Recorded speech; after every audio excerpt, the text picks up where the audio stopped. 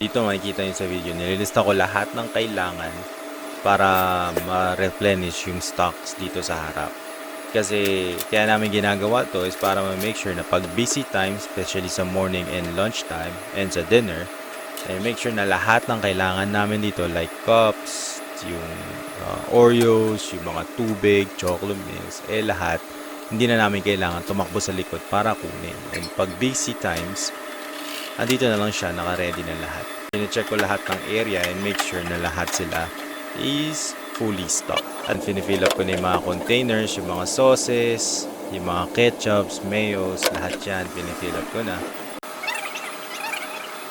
Sa mga nagdududa, araw-araw ko pong ginagawa yan. Finifill up ko na yung mga lids dito sa bevy station namin kasi yung bevy station namin is nasa drink station is nasa lobby.